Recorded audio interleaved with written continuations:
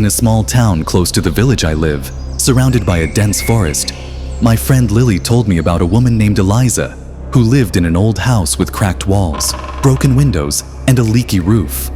Her long black hair fell down her pale face like a dark waterfall, and her dark eyes shone with a mystical glow. Old people in town talked about Eliza's mysterious past. Some said she arrived one stormy night with nothing and no one to call her own. As the years passed, children began to disappear, and everyone suspected Eliza's house on the outskirts. Rumors spread like wildfire. Eliza had a dark secret. They said she had an insatiable hunger, a craving that couldn't be satisfied by food or drink. Her hunger, they claimed, was for the flesh of children. Lily, my brave friend, had heard the stories and seen the fear in adults' eyes. She knew she had to act.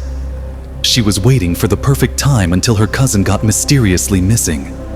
It got to her, and that night, she knew it was just the right time to act. She waited for everyone to sleep off as she tiptoed out of her house and, with her lantern, started her journey. She had discovered hidden parts that the security night guards did not stay. On her way, she mistakenly stepped on a line of ants and was bitten by them. Some went into her clothes, and some into her pants. She had to undress herself as she put silica in the parts that hurt and tried to flap her clothes to be sure none were left. She paused at a point and wondered if this was a sign to return back home.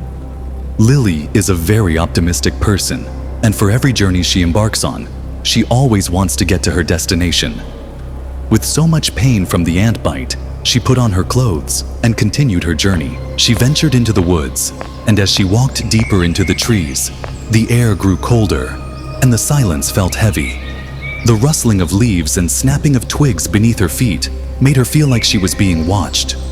She followed the twisted path Eliza left behind, the marks in the dirt, until she stood before the decaying house. The door creaked open by itself, a foul smell wafting from within. Lily hesitated, her heart racing, but pushed forward, entering the dark, oppressive interior. The air inside was thick with the scent of rot and decay. It was quiet, too quiet, and the flickering light of her lantern cast spooky shadows on the walls.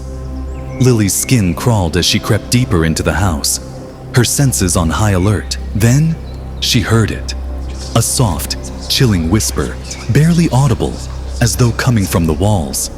"Come closer, child. You're just what I need." Lily's blood ran cold, but she didn't stop.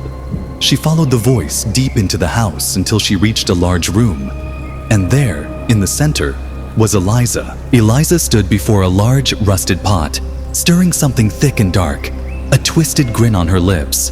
Her eyes locked onto Lily's, and the girl felt pure terror. "I know what you are," Lily said, her voice shaking, but she stood firm. "And I know what you do to the children." Eliza's grin faltered, and a low growl escaped her throat. "You should have stayed away, child," she hissed. Lily angrily said, "Not while you ate my cousin. I can't imagine losing another family member." Lily's heart was racing, but she didn't back down. She took a step closer, her eyes fixed on Eliza's face. Eliza's eyes seemed to be pulling her in, drawing her closer. Suddenly, Eliza's face began to change. Her skin stretched, her eyes bulged, and her mouth twisted into an abominable smile. Lily's scream was trapped in her throat as she stumbled backward, but she didn't run. She stood her ground, her eyes fixed on Eliza's horrifying form. The room seemed to spin around her, but she kept her focus. With all her strength, Lily grabbed a nearby shard of broken glass and thrust it into Eliza's chest. Eliza screeched in fury, but it was too late.